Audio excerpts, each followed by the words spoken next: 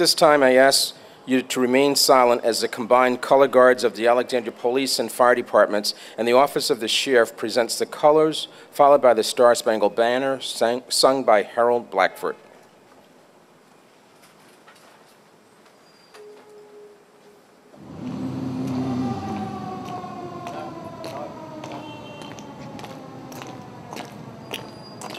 Right, left.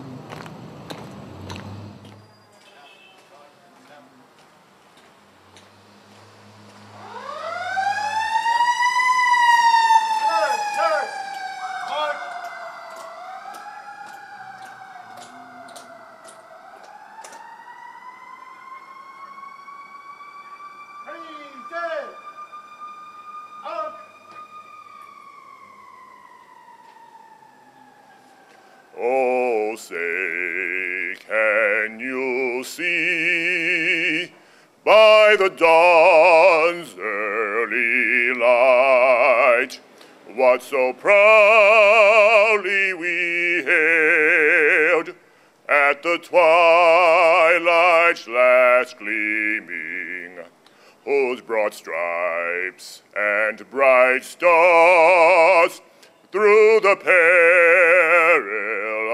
fight o'er the ramparts we watched were so gallantly streaming, and the rocket's red glare, the bombs bursting in air, gave proof through the night that our flag was still there.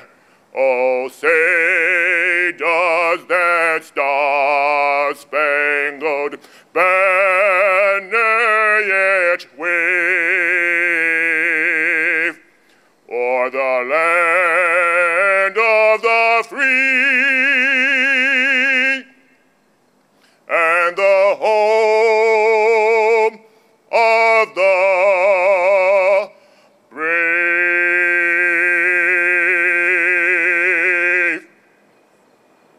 Order!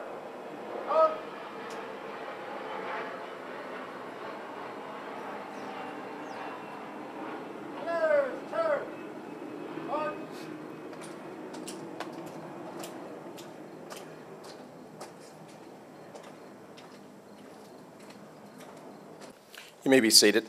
At this time, Captain Donald Hayes from the Alexandria Police Department will deliver the invocation.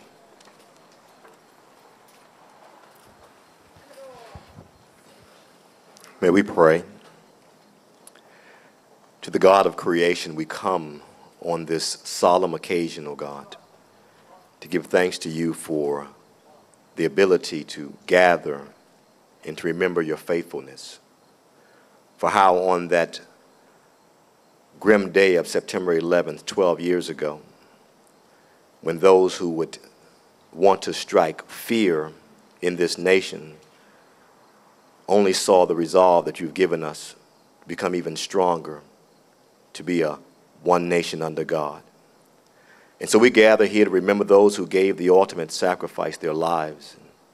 May we always remember, O God, the price they paid that we may have this rich freedom in this great country. May you continue to shower your blessings upon not just this city, but this nation and all that we do. May we honor you. In your name we shall always pray. Amen. It's been 12 years since the events that took place on September 11, 2001. 12 years since that brilliant, calm, cloudless morning. 12 years since that day we started transfixed at the horrific images unfolding on television and in Arlington at the Pentagon and in our own backyard. 12 years since firefighters, EMS, law enforcement officers, and civilians heeded the call without looking back. For many, the loss, fear, and the anger of that day come back as if it happened yesterday. 12 years later, the ceremonies have been held. The dead have been buried, the memorials built. A generation has been born since then. We've moved well past the new normal. 12 years ago, our national innocence was forever shattered.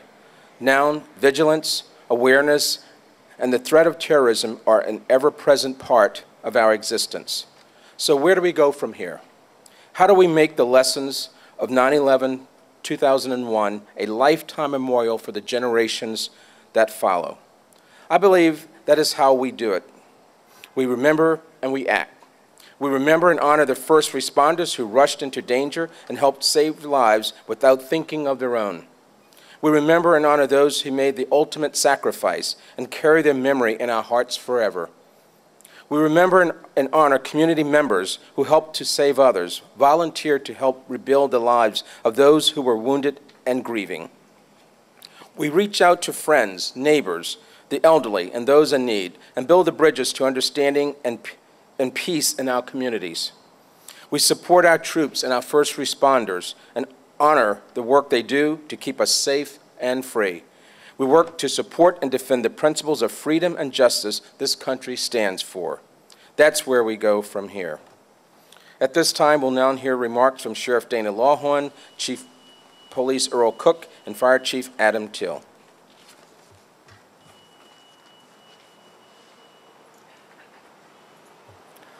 Thank you, Mr. Mayor. Your thoughtful words remind us that since that fateful and painful day, all of us, even those who may not work in the public safety community, we all still have more than we can do. Even 12 years later, this ceremony remains an important one.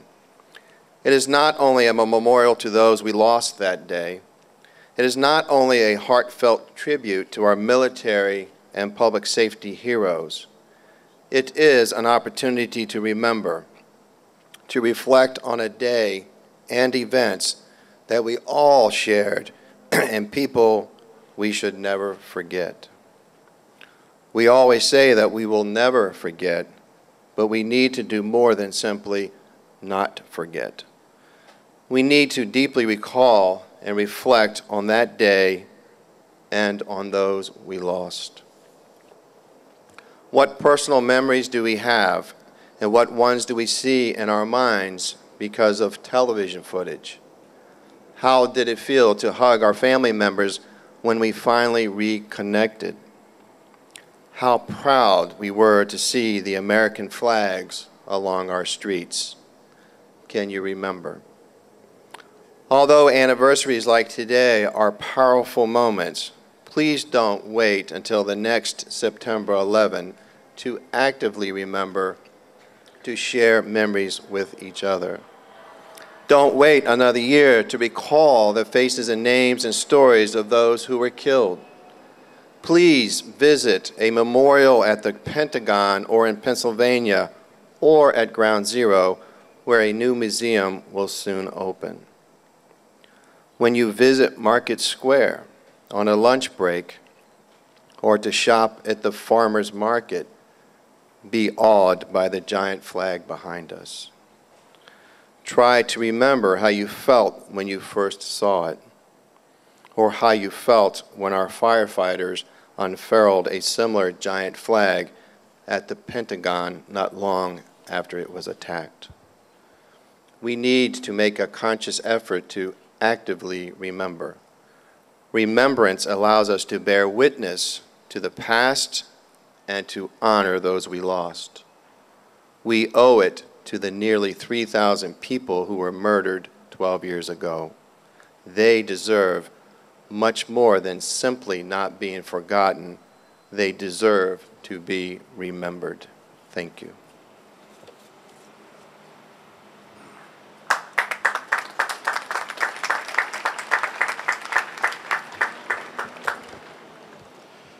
Good morning.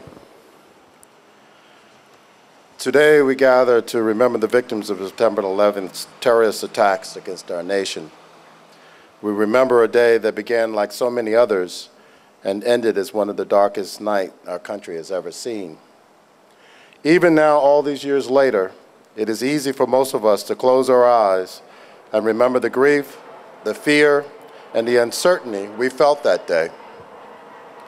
12 times we marked another September 11th come and gone. 12 times we have paused in remembrance and reflection. 12 times we have observed a moment of silence as a tribute to those lives cut short and as a symbol of the empty places left behind in the hearts of the survivors, their families, and their colleagues. This is never an easy day, but no matter how many years pass, we will continue to come together to remember.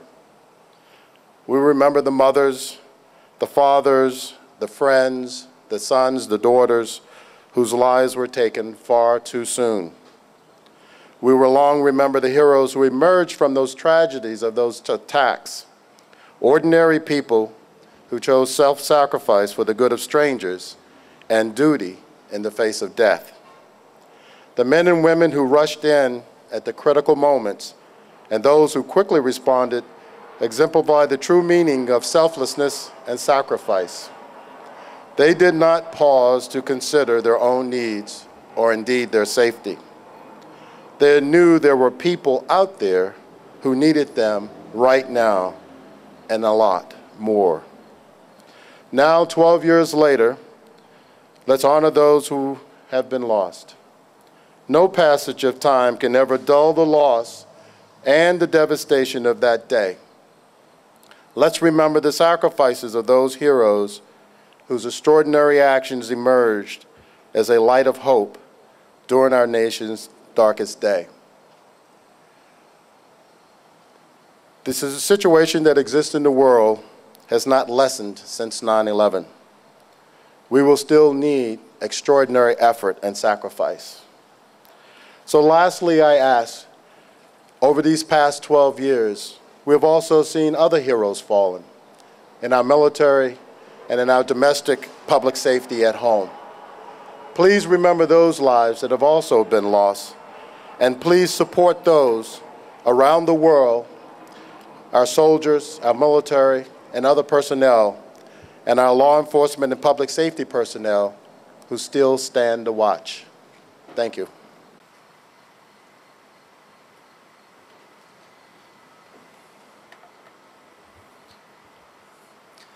Good morning. Thank you for being here, and thank you for taking time to remember, to reflect. For many of us, remembering 9/11 is not a once-a-year affair. It's never far from our thoughts. It's never far from our hearts.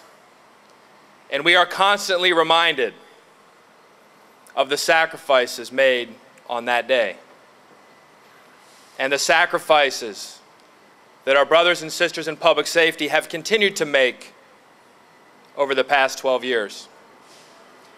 And we know that our community has been touched perhaps more than most. But we also know the way we feel is but a small sliver of the depth of feelings held by those who were even more closely affected by those tragic events. After 12 years, it's difficult to know what to say. Many of you know that I'm rarely at a loss for words. I've been thinking a lot about today over the past year. I had the opportunity over the summer to visit Manhattan with my 9-year-old son. He knows about 9/11. He knows about those who died. He knows about those who lived. He's already decided to devote his life to public service. As we rode around on a double-decker sightseeing bus and rode past the site of the Twin Towers, where now the Freedom Tower rises, and the museum is almost filled with artifacts from that hallowed ground, I couldn't look, but he could. He did. He wasn't there, he wasn't here, but he knew. And I hope that he will not ever forget. It also occurred to me in those moments and the moments since that we spend a lot of time every year talking about how those brave men and women died. And it occurred to me that 12 years on, while we ought never forget that, it's probably also of some value to remember how they lived, the lives they led, the people they affected, here and beyond, the people they continue to affect.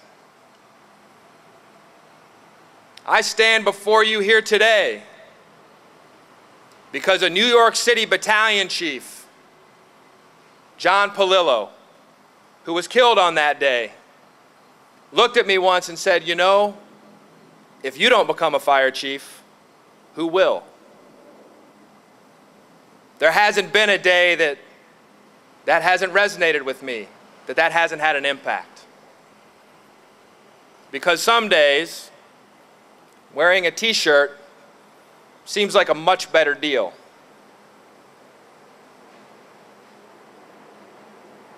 The 343 members of the New York City Fire Department who were killed were, in fact, ordinary men who, on that day and other days, did extraordinary things. Men like the 9 men on the back of this shirt, from Engine 22 and 13 Truck in Yorkville and Manhattan on the Upper East Side. They were husbands, brothers, fathers, uncles, sons. They were Little League coaches, deacons, preachers, pillars in their communities. So that day was nothing different for them. And their legacy lives on with those who survive. Their legacy lives on in all of us who see and remember their example, not just in death, but their example in life. So maybe for the next year, we think about how they lived. Never forget how they died. But remember how they lived. Thank you. Thank you, Sheriff Lawhorn, Police Chief Cook, and Fire Chief THIEL for your kind words of remembrance. We will now conduct the return to quarters bell ringing. The ceremonial ringing of the bell in memory of those who died in the line of duty is an age-old tradition in the fire services that date back over 150 years. The tradition reflects respect and honor to those who gave their lives to their duty. A distinctive bell ringing marks the end of an emergency and the return to quarters. In memory of all who died during the attacks on September 11, 2001, the bell will ring 5 times in a series of 5s. This symbolizes 5 times 5 times 5 times 5. Multiplied out equals 3,125, a number very close to the number of people who died as a result of the attacks. Representatives from the city, fire, EMS, police, and sheriff's office will be participating in the bell ringing. City Manager Rashad Young, EMS Supervisor Brian Meckitz, Fire Lieutenant John Silverwood, Police Officer Gustavo Polino, and Deputy Sheriff Toya Brown.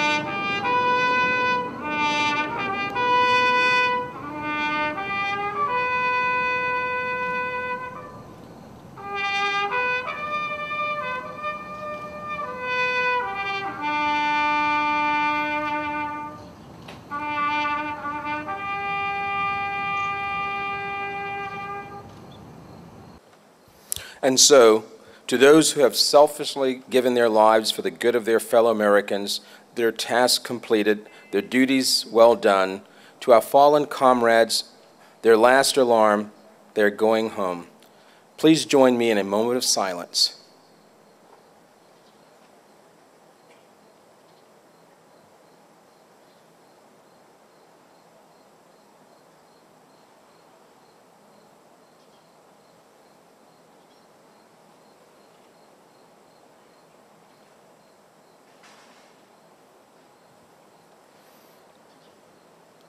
Thank you. At this time, we'll be singing. We ask that you join us in singing God Bless America, which is in the programs, led by Harold Blackford.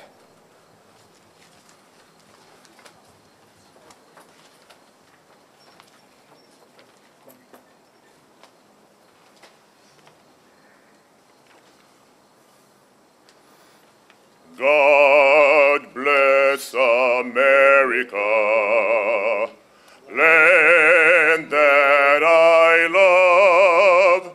Stand beside her and guide her through the night with the light from above. From the mountains to the prairies, to the oceans, white with foam. God bless America, my home, sweet home. God bless America, my home, sweet home. God bless America, land that I love. Stand beside her and guide her through the night with the light from above.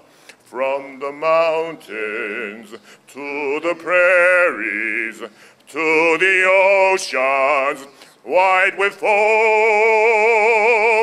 God bless America, my home, sweet home. God bless America, my home, sweet home.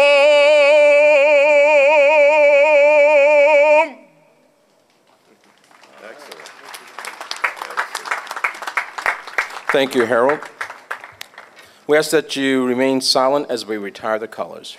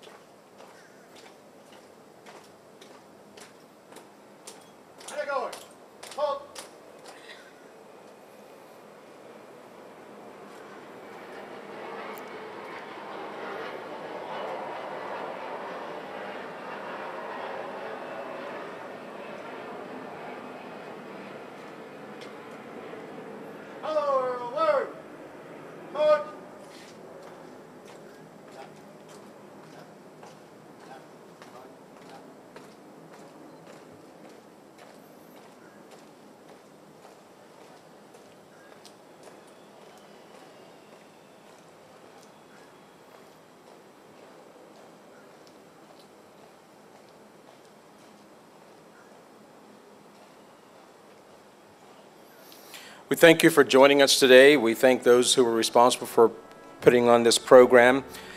May you continue to remember those who gave their lives on this day, and may you go in peace. God bless you. Thank you.